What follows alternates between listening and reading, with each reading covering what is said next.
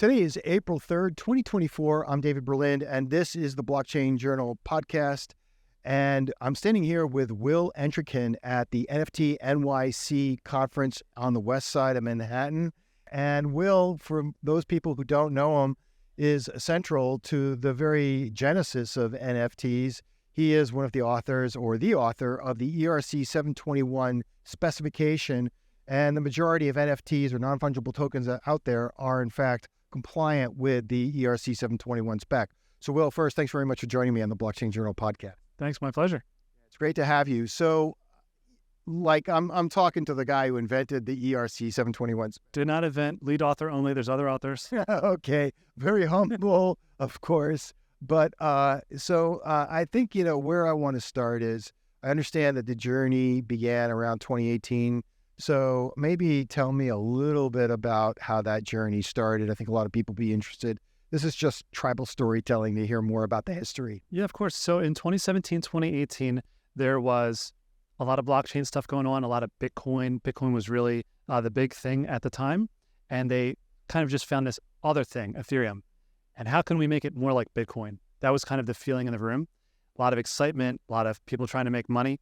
And I didn't like it. I didn't like any of it. I didn't like the use cases of Bitcoin. It was mostly for importing fentanyl into the US from China and things on dark markets. They were using it just for money. And I didn't want to have anything to do with any of this. And then I saw CryptoKitties. It was pictures of cats that you can breed. It was a game. It was fun. It was whimsical. It was colorful.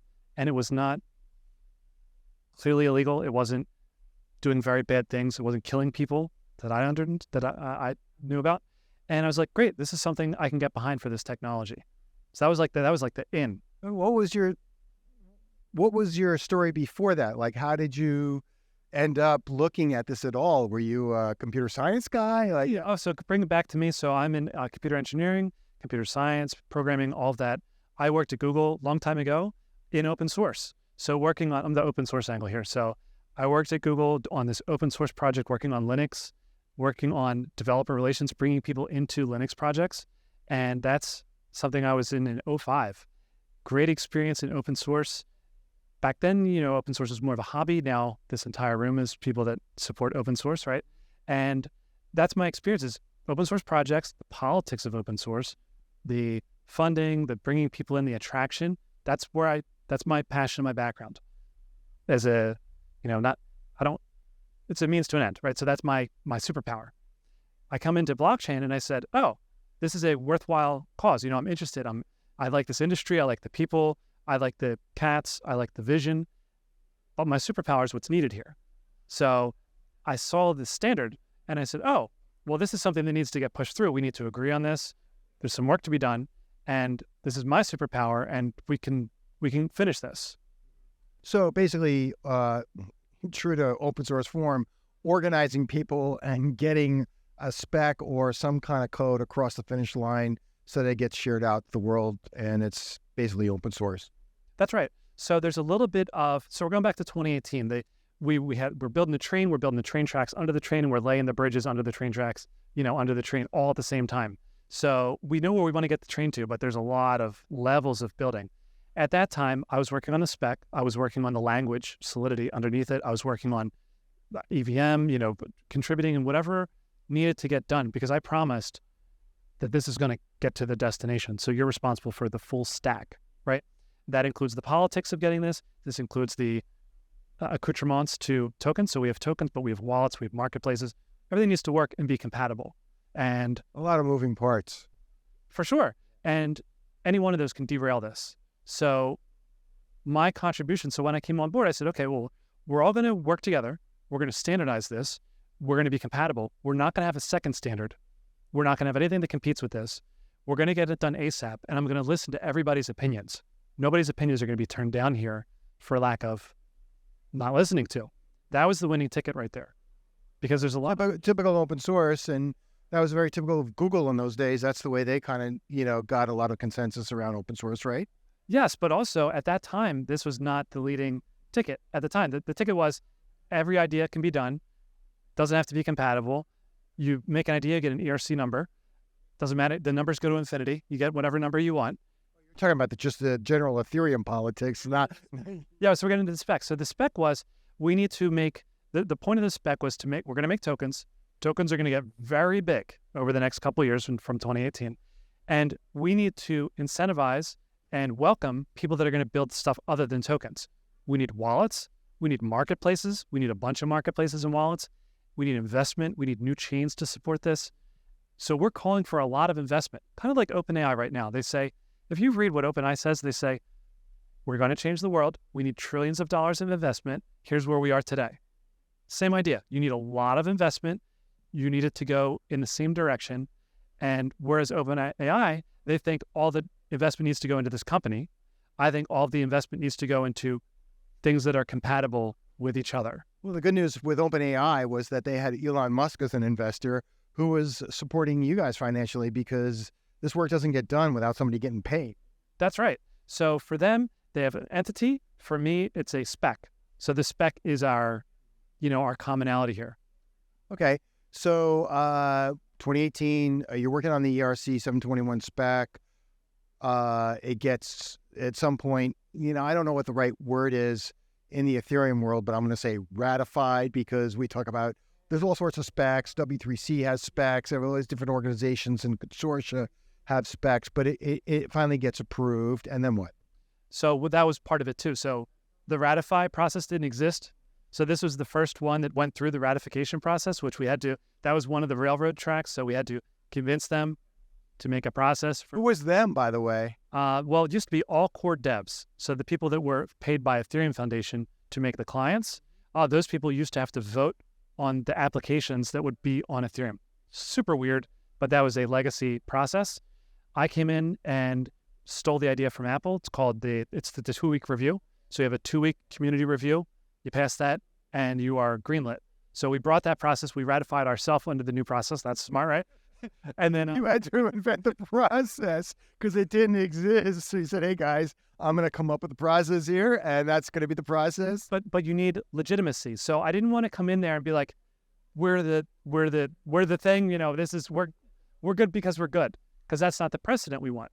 We want other people to come on these same train tracks. So we need a community approval process that it adds legitimacy to the projects and the specs.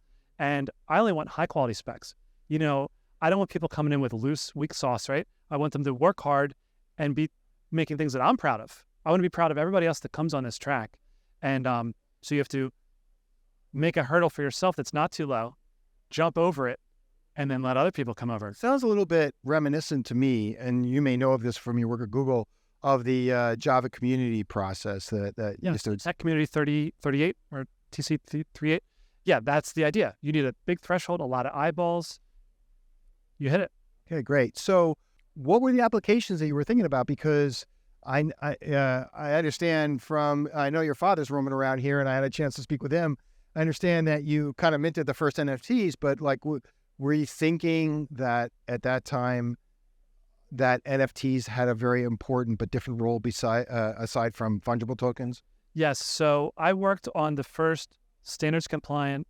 It was a demo project, and it was the first ERC 721, officially. So CryptoKitties is basically ERC 721, so they can also claim that they're first, and I claim that I'm first. Whatever, who cares? But that was just a demo, and I did not make an artwork project because at the time we had CryptoKitties, which were pictures of animals with eyeballs. A lot of pictures with animals with eyeballs came out since then, and great. There's nothing wrong with that. But at the time, I launched my project, Sue Squares, as showing that there's more things that are going to go on with this. I didn't want to color inside the lines here, right? So we are still seeing other things outside the lines. My thesis for the 10-year plan, we're in year 6 or 7 now.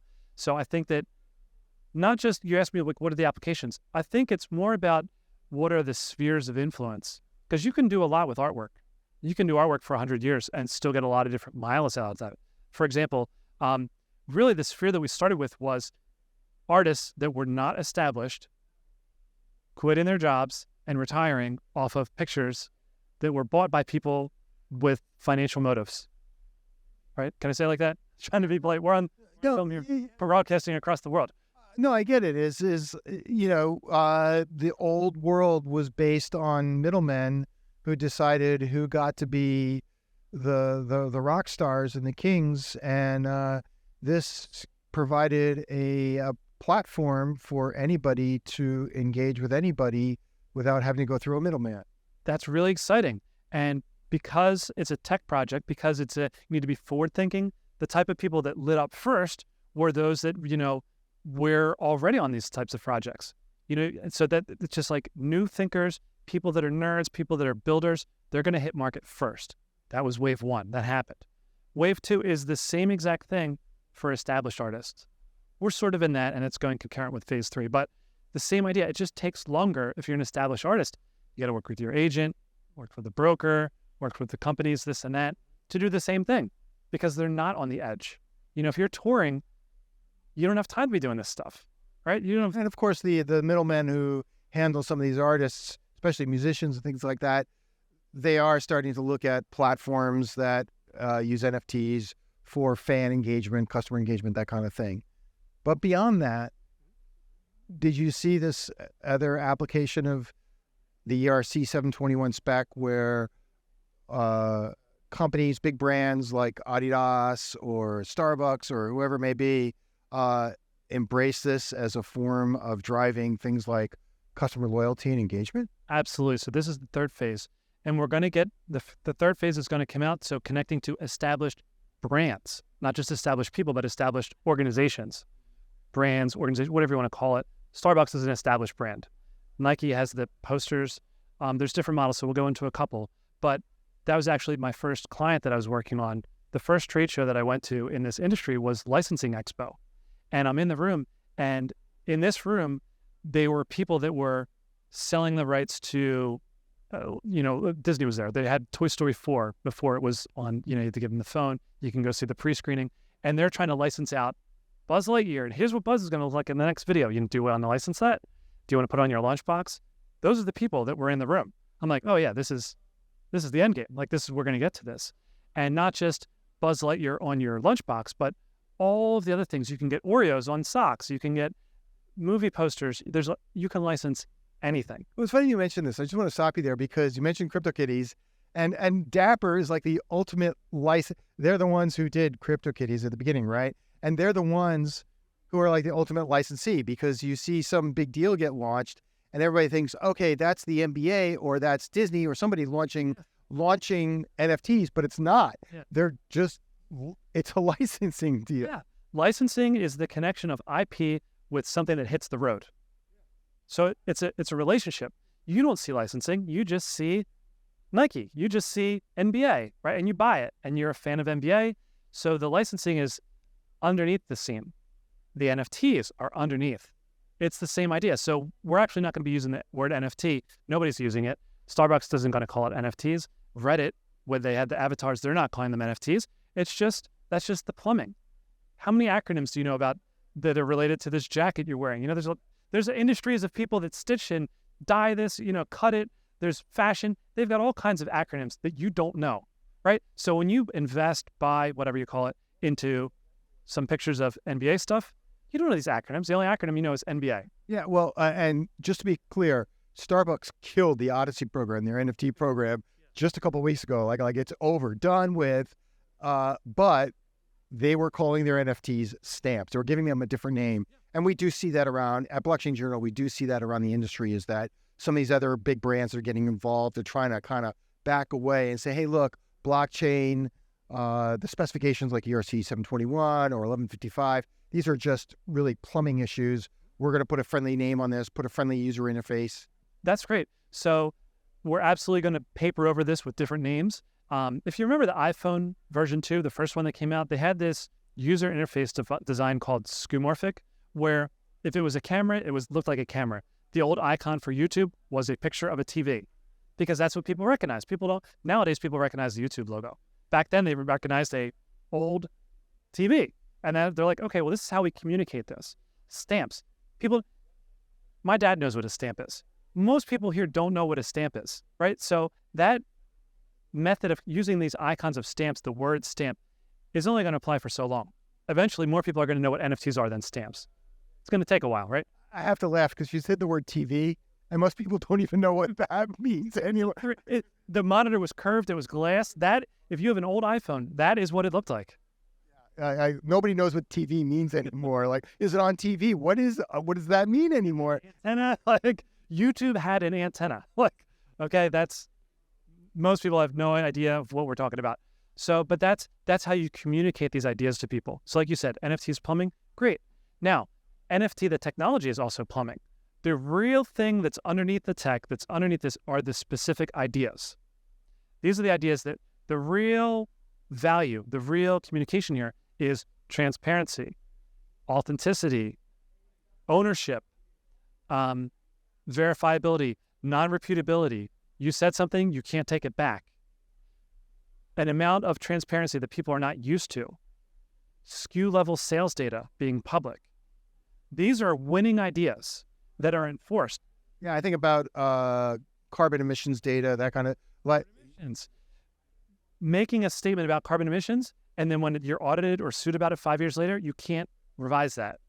Like, you can't be like, oh, I didn't say that. Nope, you said it. Well, the SEC just recently passed some new regulations about how public companies have to publish their emissions data. They didn't prescribe an infrastructure, but my immediate reaction to that was, holy cow, blockchain is perfect for this. NFTs are perfect for this because, once you publish that data, it's transparent to the multiple parties that need access to that data right away, whether it's an investor, an employee who wants to work for a green company. Customer. Right. Yeah, so there's so much value here in these ideas. Now, NFT is the plumbing. It's got all these things together, and it just works. So that's why we're using this for now. But you can skip the NFT. You can go right to these goals. You can go right to these mantras and implement them. So it's kind of like there's some person in the company, and they're like, okay, we're gonna do this transparency stuff. They're like, okay, great. How are you gonna do it? NFTs. Okay, whatever. Signed off. Next person walks in. Hey, we're gonna do transparency. How are you gonna do it? Oh, we're gonna publish all of our sales data. We're gonna make commitments to our customers that we can't take back, which also open us up to legal liabilities. And they're like, fire this guy. Right? So this is the Trojan horse. We're bringing them in, and then eventually, not bad analogy, but eventually these ideas are the winning ideas to get in the door. Transparency sells more products. Here's an example. Where are you from? I'm from New York myself. I grew up in Queens, right around the corner here. Queens. You ever been to a fancy restaurant? Oh, many times. All right. So have you ever seen the menu where they tell you like responsibly sourced or? For sure. Yeah. Farm to table kind of stuff. Yeah. Have you ever seen them say where they buy the stuff? Sometimes they'll say that it came from this particular farm, like their beef comes from some farm or something like that. Yeah. Did you pay more or less at that restaurant? Probably more. Right? Why? You're paying a premium because you're getting information about the food that you're eating, and you've established trust in that. Like you want to eat something that was raised on an open pasture, not fed any hormones or something like that. So you're essentially paying more for the information that leads you to believe that you could place more trust in this food than maybe other food. You're my best salesperson. That's it, right? Am I hired? You're hired. You already got the commission, right? So that is the angle. So you're paying more as a customer because it's more valuable. And you kind of told me, you didn't tell me that you verified any of this stuff, but just, it's in the right direction. Like, it's directionally. And knowing that I can have access to the information is important to me. I had a conversation earlier with Jonathan G. Blanco, who is the founder of NIFMint, and he talked about the idea of authenticity in products. And I said, but we have to train the whole world to look up that authenticity. Like, just because the information exists doesn't mean that everybody's going to check it before they buy a Louis Vuitton purse. So I'm going to add a value proposition for you that maybe you're thinking deep in your head but didn't say. When it's published, there's a risk that some nerd who cares more than you will verify that information, and if it's wrong, it'll blow up. They'll out you. And so you're resting on those people. These food reviewers in New York are brutal.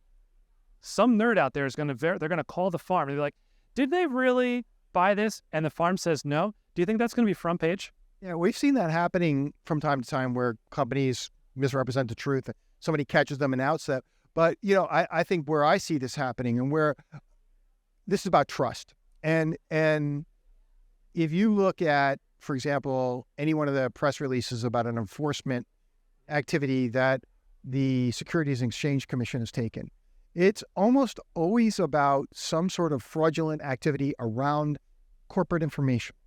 So what you're talking about, take the restaurant and the farm to table idea and put that in a corporate context and say, wait a minute, we can track business processes, record all that information on the chain using NFTs, and suddenly it's very transparent to everybody.